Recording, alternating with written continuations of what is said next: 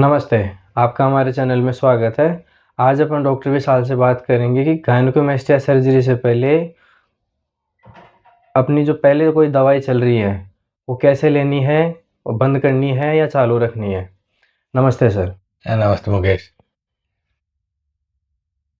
मैंने जैसे पहले वीडियो में बताया था कुछ खाने पीने के जी, परहेज। दवाइयों का परहेज जो है वो समझने वाला नहीं है। मैं चाह के भी किसी को भी नहीं समझा सकता और मैं चाहता भी नहीं हूं कि कोई समझे, क्योंकि ये डॉक्टर का काम है। अगर कोई गायनेकोमास्टिया सर्जरी के लिए प्लान्ड है लेकिन उसकी पहले से दवाइयां चल रही हैं, तो वो दवाइयां किस चीज की हैं, क्यों चल रही हैं, उनको चलाने वाला डॉक्टर कौन है, वो तय करेगा कि अब क्या करना है। मतलब अगर डायबिटीज है, हाइपरटेंशन है या और किसी लंबी बीमारी के लिए दवाई खा रहे हैं, तो इन दवाइयों को रोका नहीं जा सकता। मैं उन दवाइयों की बात नहीं कर रहा जो आदमी सेहत इंप्रूव करने के लिए खा रहे हैं, यानी मल्टीविटामिन की गोलियां। वो जरूरी नहीं होती, लेकिन कुछ दवाइयां ऐसी होती हैं जिनके बिना सेहत बिगड़ जाएगी।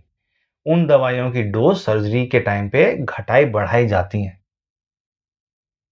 तो अगर कोई दवाइयां हैं या किसी और बीमारी का इलाज ऑलरेडी चल रहा है, तो या तो वो इलाज खत्म होने के बाद सर्जरी होती है। जैसे वायरल इन्फेक्शन है या और कोई छोटी बीमारी के लिए दवाइयाँ ले रहा है, तो एक बार वो ठीक हो जाए, शरीर स्वस्थ हो जाए, उसके बाद सर्जरी कराई जाती है।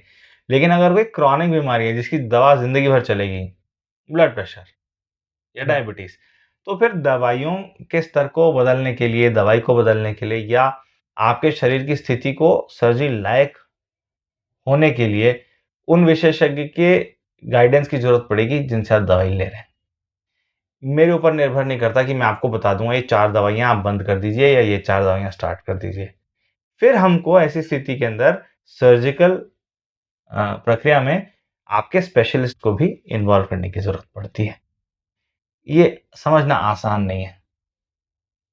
मेरी राय ये है, आप जो टेक होम मैसेज रखो कि अगर आपकी और कोई दवाइयाँ चल रही हैं, तो अपने सर्जन को जब कंसल्टेशन करते हो तब साफ-साफ बता दो, पर्चे हो तो वो पर्चे दिखा दो, दवाइयाँ हो तो वो दवाई दिखा दो। वो आपके फिजिशियन से डिस्कस कर लेंगे और फिर आप अपने फिजिशियन से डिस्कस कर लें। या तो सर्जन के पास आने से पहले ही डिस्कस करके आएँ, उनका अप्रूवल लें, उसके बाद ही सर्जरी के लिए प्रोसीड करें। तो ये एक क्रिटिकल पॉइंट है, ये एक इम्पोर्टेंट पॉइंट है, बहुत बढ़िया सवाल है और ध्यान देने वाली बात है।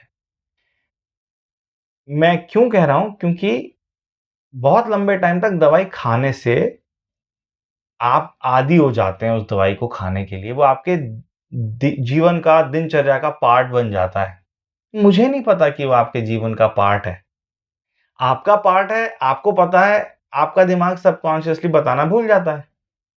आप बातों ही बातों में वो चीज़ स्किप कर देते हैं क्योंकि आपका सारा फ़ोकस करंट प्रॉब्लम पर है। तो ये पॉइंट यहाँ पे स्पेसिफ़ाई करना बहुत ज़रूरी है। मैं भी जब कभी कंसल्टेशन में बैठा होता हूँ पेशेंट के सामने, तो पूछता हूँ कि आप और तो कोई दवाइयाँ नहीं ले रहे हैं? मगर फिर भी ये आपकी भी ज़िम्मेदारी है कि आप अगर किसी भी और बीमारी के लिए दवाई ले रहे हैं, तो अपने सर्जन को ज़रूर बता दें। क्योंकि हो सकता है उन दवाइयों में परिवर्तन करना पड़े। Okay, thank you sir. जैसा डॉक्टर विशाल ने बताया कि अपनी मेडिकेशन में क्या-क्या ध्यान रखना है, क्या ध्यान नहीं रखना है और इसके बारे में आपके मन में कोई भी सवाल हो, तो आप हमारे नंबर पे सीधा कॉल करें या कमेंट करें। Thank you.